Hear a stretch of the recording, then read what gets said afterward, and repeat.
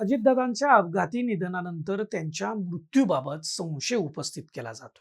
तपासाअंती जे समोर येईल ते मान्य करण्यापलीकडे आपल्या हातात दुसरं काही नसेल. अजितदादांचा मृत्यू नेमका कसा झाला, तो अपघात होता की घातपात होता, हा जसा प्रश्न सध्या भेडसावतोय ना, तसाच राष्ट्रवादीचं पुढं काय होणार हा प्रश्न देखील मोठा आहे. आणि राजकीय वर्तुळात सर्वाधिक त्याचीच दबक्या आवाजामध्ये चर्चा सुरू आहे. राष्ट्रवादी काँग्रेस समोर अनेक आव्हानं आहेत. त्यातल्या सर्वात महत्वाच्या आणि मोठ्या आव्हानाबद्दल आपण या व्हिडिओमध्ये सविस्तरानं चर्चा करणार आहे. नमस्कार, मी दीपक दराडे आणि तुम्ही पाहताय फॉर द पीपल न्यूज. मंडळी, व्हिडिओ शेवटपर्यंत पहा आणि त्यानंतर तुमचं मत व्यक्त करा. तर मंडळी, राष्ट्रवादी काँग्रेस समोरच्या आव्हानांविषयी जर आपल्याला चर्चा करायची असेल तर आपल्याला आता केवळ पवार कुटुंबापुरती ही चर्चा मर्यादित ठेवता येणार नाही. अजितदादा असते तर राष्ट्रवादी काँग्रेसचं विलिनीकरण हा मुद्दा केवळ पवार कुटुंबापुरताच चर्चेला राहिला असता. पण आता अजितदादांच्या अपघाती निधनानंतर अजितदादांच्या राष्ट्रवादी काँग्रेसमध्ये त्यांच्या तोडीचा एकही नेता नाही. आणि त्यामुळं प्रफुल्ल पटेल, सुनील तटकरे, छगन भुजबळ व धनंजय मुंडे या नेत्यांचं महत्त्व वाढलं तर तुम्हाला नवल वाटायला नको. अजित पवारांकडे या सगळ्या नेत्यांना एकत्रित बांधून ठेवण्याची आणि सर्व आमदारांवर, पदाधिकाऱ्यांवर वचक ठेवण्याची धमक होती. आता त्यांच्या पश्चात अजितदादांची भूमिका कोण निभावणार हा प्रश्न आहे. अजितदादांच्या पत्नी सुनेत्रा पवार यांना उपमुख्यमंत्री केलं असलं आणि त्याच राष्ट्रवादी काँग्रेसच्या राष्ट्रीय अध्यक्ष होणार असल्या तरी अजितदादांची सर ही त्यांना येणार नाही. अजितदादांच्या राष्ट्रवादीत ही जी पोकळी निर्माण झाली त्याचा राजकीय फायदा इतर पक्ष घेणार नाहीत असं तुम्ही समजू नका. मग हा फायदा कोण घेईल असं तुम्हाला वाटेल? तर याचा फायदा भाजप देखील घेऊ शकतं, शिवसेना देखील घेऊ शकते, अगदी शरद पवारांची राष्ट्रवादी देखील घेऊ शकते. आणि हे कशावरून नाही, एकत्रीकरणाची चर्चा ज्या पद्धतीनं चर्चेला येते त्यावरून आपण या सर्व राजकीय घडामोडींचा एक अंदाज बांधू शकतो. आणि दोन्ही राष्ट्रवादीचं हे एकत्रीकरणच राष्ट्रवादी काँग्रेस समोरचं सर्वात मोठं आव्हान आहे. अनेक जण म्हणतात की अजितदादा शरद पवारांबरोबर जाणार होते म्हणजे ते भाजप प्रणित महायुतीच्या सरकारमधून बाहेर पडणार होते का? या ठिकाणी एक गोष्ट लक्षात घ्या, दोन्ही राष्ट्रवादी एकत्र झाल्यानंतर ते सत्तेपासून दूर का जातील? पवारांनी कायमच सत्तेचं राजकारण केलंय. फुले शाहू आंबेडकर विचारधारेचा विषय यासंबंधी कायम चर्चेत आणला गेला. परंतु अजितदादांची भाषणं, त्यांच्या पत्रकार परिषदा ऐकल्या तर तुम्हाला त्यांची या मागची भूमिका लक्षात येईल. त्यांनी नेहमी सांगितलं की भाजप बरोबर केवळ विकासाच्या मुद्द्यावर आहोत. महायुतीच्या सरकारमध्ये असलो तरी फुले शाहू आंबेडकर विचारधारेपासून आम्ही दूर जाणार नाही असं अजितदादा अनेक वेळा म्हणाले.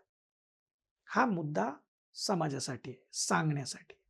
खरा मुद्दा हा होता की अजितदादांसह राष्ट्रवादी काँग्रेसच्या अनेक नेत्यांची इतक्या प्रकरणांमध्ये नावं पुढे आली, अनेक भ्रष्टाचाराचे आरोप त्यांच्यावर होत होते, त्यातून चौकशा लागल्या होत्या. ईडी, सीबीआय, इन्कम टॅक्स याच्या धाडी पडत होत्या. त्यामुळे पक्षातले नेते यांना वाचवण्याबरोबरच पक्षही वाचवणं पवारांसाठी महत्वाचं झालं होतं. हे साध्य करण्यासाठी राष्ट्रवादीमध्ये दोन गट पडले. एक भाजप सोबत सरकारमध्ये सहभागी झाला आणि दुसरा शरद पवारांबरोबर विरोधात राहिला. परंतु दोन्ही गट समाजातील विरोधाचा सूर कमी होताच एकत्र येणार हे सूर्यप्रकाशा इतकं सत्य होतं. त्यासाठी फक्त योग्य वेळेची वाट पाहिली जात होती. शरद पवारांनी आयुष्यभर फुले शाहू आंबेडकर विचारधारेला अनुसरून राजकारण केल्यामुळं त्यांच्या कारकिर्दीला शेवटच्या टप्प्यात डाग लागू नये म्हणून एकत्रीकरण लांबत होतं.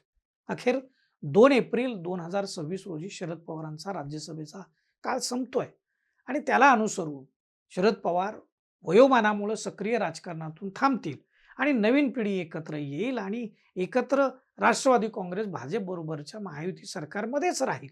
महायुती सरकारमध्ये गेल्यानं चौकशा थांबल्या असताना अजितदादा सरकारमधून बाहेर पडून पुन्हा चौकशा मागे लावून का घेतील बरं?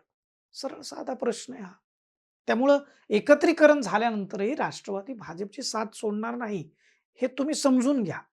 फक्त आता एकत्रीकरणाला अजितदादांच्या गटातून विरोध होण्याचं कारण म्हणजे अजितदादांच्या जाण्यानं जे महत्व प्रफुल्ल पटेल, सुनील तटकरे आणि छगन भुजबळ यांना मिळेल ते एकत्रीकरण झालं तर मिळणार नाही हे उघड आहे.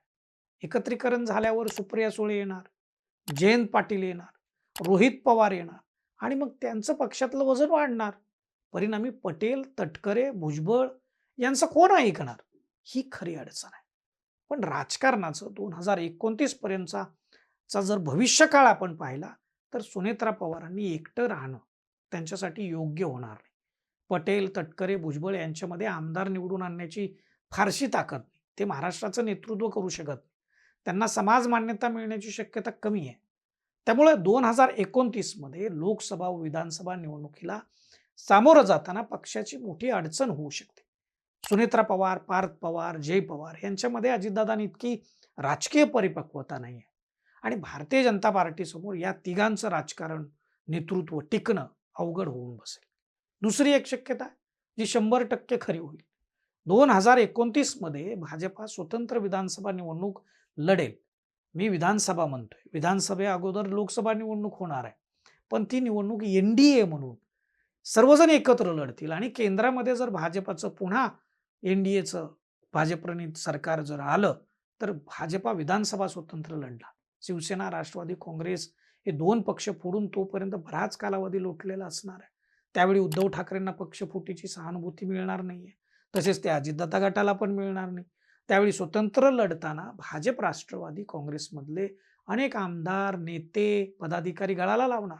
अगदी पटेल, तटकरे, भुजबळ आणि धनंजय मुंडे यांच्यासह अनेक जण भाजपात जातील.